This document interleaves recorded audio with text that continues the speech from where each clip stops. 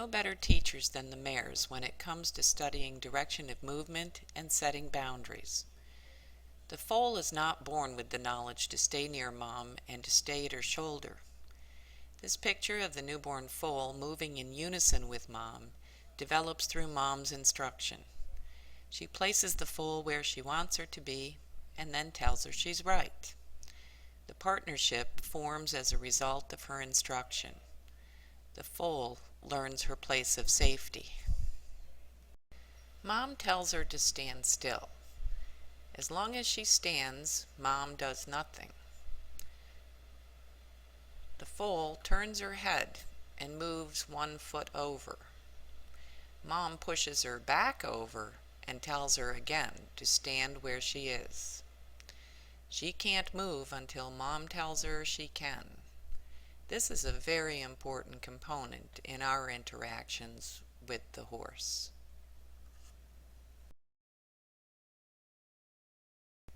Mom now says, "Okay, you can move, but you walk at my shoulder." She directs the foal forward. The foal is too far in front, so mom redirects her. She nips her butt to go forward, then relaxes when the filly stays at her shoulder.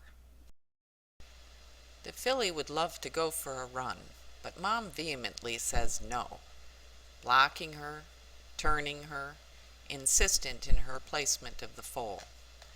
As soon as the foal is in the right place and following instruction, mom relaxes.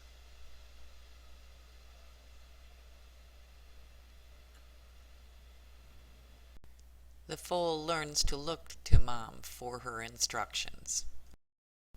The translation for us is that this guidance and direction of movement results in joining up, a bond, and a partnership as a natural outcome of our leadership. Now let's take a look at how we can translate the mare's instructions into Equus. I'm working with a horse that needs to build confidence and learn to stay out of my space. He gets anxious quickly. Our partnership will help him relax on the ground and under saddle. The mare demands her foal's attention. I ask for his attention by turning his head toward me, then drop my head and shoulders as reward for him looking at me. Now we can move on. The mare positions the foal and then relaxes, telling him he's right. I want him to stay at my shoulder. When he falls behind, I direct him to the position I want him in. As soon as he's in the correct position, I drop my hand and continue on. If he moves into my space, I simply direct him out of it and reposition him.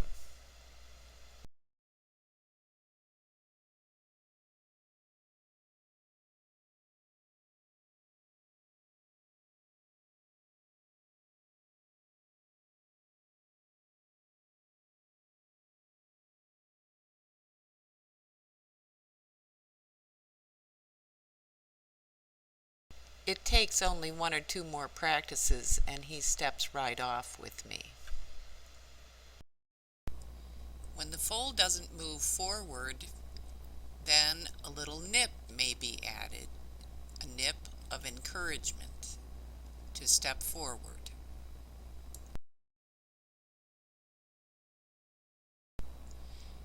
When my horse doesn't step off with me, he may need to have a little nip of encouragement to remind him that he should move when I ask him to move. This time he steps off quickly and willingly. I use no verbal cues, only my body language. When I speed up, he speeds up. When I slow down, he slows down. When I walk normally, so does he. When I turn, he turns, respecting my space. I'm not using the lead line. When the mare wants the foal to move over, she pushes him. When I want him to move farther out of my space to reset distance, I simply push him and tell him that he's right by relaxing.